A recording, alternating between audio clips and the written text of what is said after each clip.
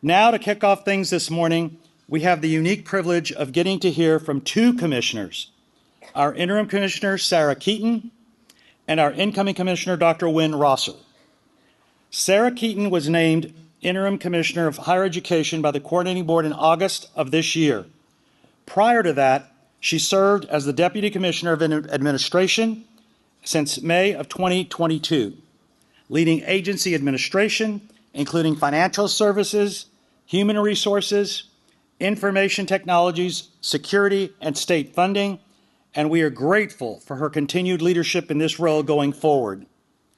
Before joining the Texas Higher Education Coordinating Board, Sarah worked as the Associate Vice Chancellor for State Relations for the Texas Tech University System and as the Assistant Director of the Legislative Budget Board. In November, the Texas Higher Education Coordinating Board selected Dr. Wynn Rosser as Commissioner of Higher Education. Dr. Rosser has served as President and CEO of TLL Temple Foundation and Chief Executive of the Greater Texas Foundation, as well as faculty, staff, and senior administrative roles within Texas higher education. He is known for his commitment to cross-sector partnerships and to improving life outcomes, especially for low-income and rural Texans, and for his regional approach to grant-making and philanthropic leadership. Commissioner Keaton, thank you for your leadership and for the agency throughout this time. Dr. Rosser, we're excited to welcome you to the coordinating board, and we look forward to the many amazing things to come. Thanks to both of you for your leadership in the years ahead. It is an honor to invite our panelists to the stage. Please join me in welcoming them with a round of applause.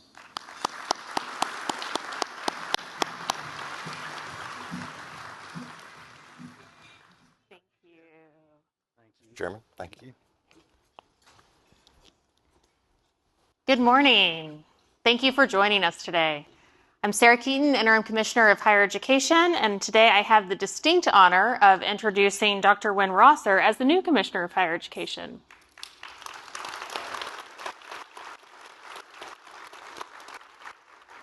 So we've got a couple of questions, but before we dive into those, Dr. Rosser would love to offer you the opportunity to make any kind of welcoming or opening remarks. Well, first, thanks. Appreciate the encouraging welcome there. And I want to join Chairman Farias and say thank you for your leadership over the last few months as interim commissioner. It's a challenging job. I'm learning just how challenging. So appreciate your work and your leadership. And I have to say, I'm looking forward to working with you and David and Melissa and Glenna and Lee, Nicole, and your respective teams at the agency, working with the board. We've got several board members here in the Texas Higher Education Foundation represented as well. So I'm excited. I'm looking forward to it. January 1st is coming soon, and January 14th even sooner. Yeah, absolutely. January will be here before we know it. Yeah. Christmas break. So yesterday we heard some really incredible conversations and panels, heard from experts, from students, from people in Texas, out of Texas, about both the challenges and the opportunities facing today's students and the pivotal role that higher education can play in changing lives. As you think about kind of across your career, advancing student success and shaping higher education policy, can you share some reflections that kind of have shaped your vision for the future? Well, one of the big takeaways for me yesterday was, one, just how much work we've done. 2 or 3 decades of intense work focused on getting more Texans into and through a credential, and then also how much work we have left to do. And so, one of the things that I've recognized many years ago is that the scope and scale of the solution has to match the scope and scale of the challenge. And when you're working on the scale of Texas, if you take our high school student population and our higher ed population, put them together, say, between 6.5 and 7 million students, they'd be like the 15th, 16th largest state in population. So the scale that we're working on in terms of the human scale as well as the geographic scale is big. And we've got to think about things not in one-offs or an innovative program, but an innovative scaled practice. And I think, again, we're seeing that. My Texas Future, direct admissions are great examples of how we built platforms, but we can't take our foot off the gas. We've got too much momentum. We've got to continue working on those really innovative approaches. What we heard yesterday when Jonathan said our structures are broken. One of the things that that I first saw in El Paso in 2007, 8, 9, when we were early in the early college high school movement, is when the adults figured out the systems and structures, the students rose to the challenge. And yesterday when we heard from the student panel that Dr. Rhodes facilitated, Elias and Isaiah and Nicole and Emma and Luke, they've risen to the challenge. We don't have an aspiration problem. So how do we take the student aspiration and match it with opportunities, whether they be a bachelor's degree or sub-baccalaureate? That's the opportunity we have in front of us. And again, I think we've built a platform. We've got momentum headed in the right direction. We've just got to keep working towards ensuring that the promise that we make to students when they come to us is fulfilled, and we help them achieve their dreams. Yeah, absolutely. Thinking about kind of yesterday's topic, today's student, today, tomorrow's Texas. Later this morning, we're going to hear some conversations about how institutions are preparing students for the jobs of today and tomorrow.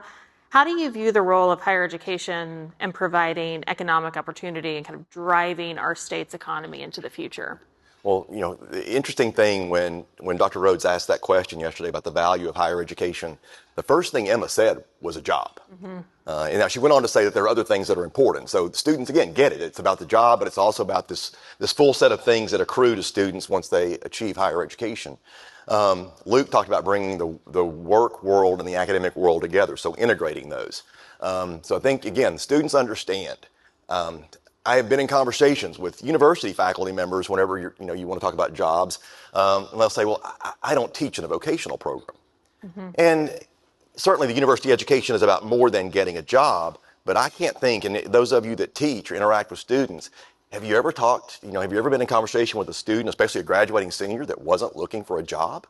So I mean, that's what's on their minds. And so again, I think we have to match the students where they are, help them learn all those lessons about being an engaged citizen and appreciating the arts, and being fully prepared to enter the future. But at the same time, match those aspirations for employment and a job. And we have a dynamic economy, one of the largest economies in the world. We've got to ensure that we're preparing students not only for the jobs of the day, but the jobs of the future. And the way we do that is with the research universities and the funding that the legislature has invested for a number of years, but most recently with the Texas University Fund and raising the profile of our research universities. How do we ensure that more Texas students take advantage of that opportunity and become researchers and faculty members themselves, so that we, again, reinforce the economy that is only going to grow. Texas is only going to get larger. Our student body is only going to get larger. And so things are not going to be more simpler for us. Mm-hmm. We've got to embrace that complex, ambiguous future, mm-hmm. But do it in a way with thoughtful strategies. And what do we think has the highest likelihood of helping more students succeed, whether they be 18 to 24 or adults returning to be upskilled and reskilled? Mm-hmm. Yeah, absolutely. Absolutely. Over the last few years, our focus at the coordinating board, and specifically, has been to serve as a partner, resource, and advocate for higher education in Texas. As you step into the role of commissioner, how are you thinking about the role of the agency in supporting our institutions and that partner, resource, advocate role, in order for us collectively to meet the goals of building a talent-strong Texas and serve students across the state? Well, I really appreciate those three words, those three descriptors. First, I think it's the right posture for the agency, and it really reflects where I've been, especially the last 18 years working in philanthropy outside higher education, but trying to improve access and completion. So, resource isn't just about money. It's about information. It's about connections. And so the data infrastructure that we built, the data that's available, we have more information now than we've ever had about higher education, about student success, about the workforce, about the economy. That's a resource, and we provide that at no charge to the institutions and to the public. This conference is a resource. How do we bring people together to share information and ideas? I was talking to Stephen earlier, the story that Nicole shared yesterday about being an accelerated student and missing the opportunity to participate in JAM. Mm-hmm. Well, we learned that, Dr. Sosa, we learned that in El Paso in 2007, 8, 9, with that early college, that accelerated early college movement.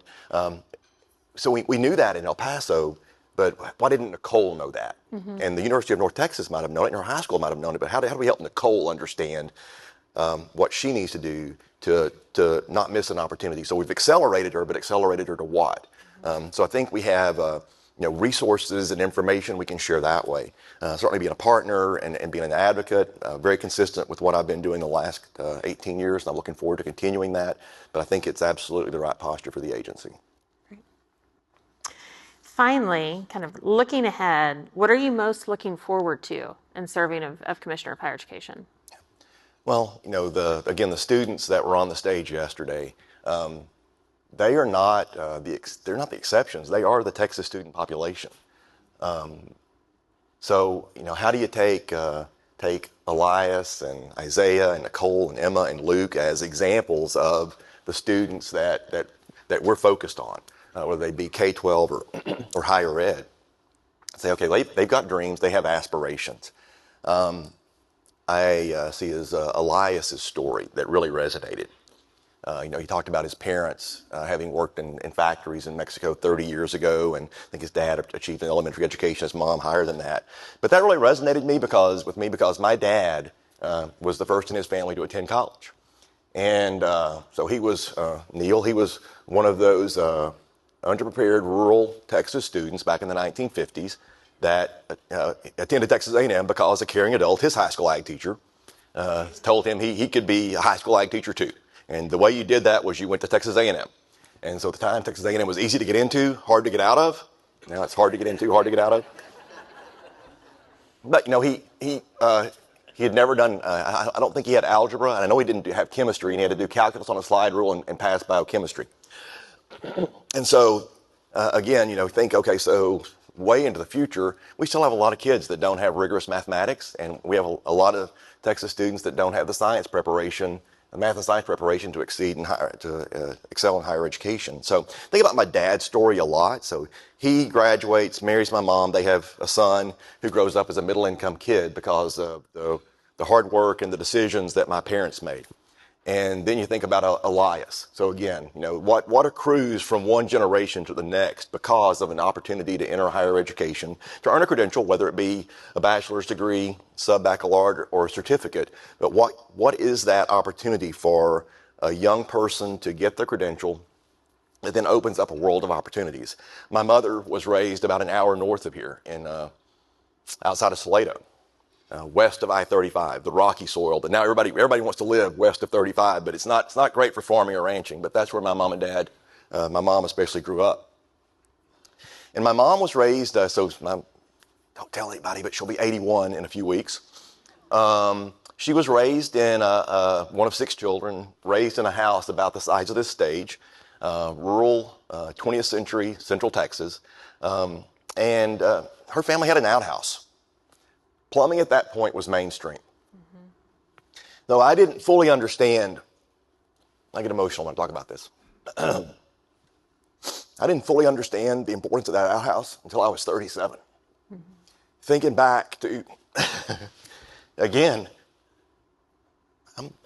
how lucky am I that Dad managed to get into and succeed. Mom and Dad made wise decisions, and here I get to sit with you guys talking about the 7th largest economy and setting more students up for success. So again, I think about, the student I think about in Lufkin is Naheem. And so Naheem and our 15-year-old are age matched. And my 15-year-old, has hopes, dreams, and aspirations. And Naheem, one of the young people we met through church, their situations couldn't be more different. And so how do we help Naheem have the same opportunities that Cotton has? And so when I think about what motivates me, what do I look forward to? What I look forward to is ensuring that the one-offs become the scaled solution. So how do we help more students succeed? And again, we've done the work. We've built the platforms. We know more now about what we need to do to help more students succeed. We've just got to do it at a scale that matches the challenge of the size of our population and the scale of our state. Like they were talking about yesterday with direct admissions, you have a 31 institution pilot with 10,000 students opting in versus, a statewide approach with 8 institutions.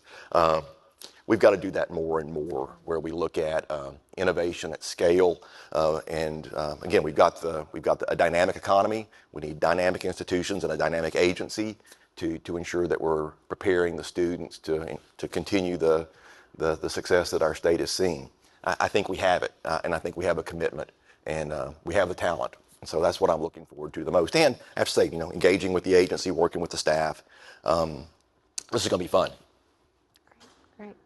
Well, thank you so much. And on behalf of the coordinating board staff, we are so excited to have you on board and really excited about starting to work with you in January, and really appreciate you taking the time to be here today and to do this fireside chat. Thank you, Commissioner Keaton. Yeah, thanks.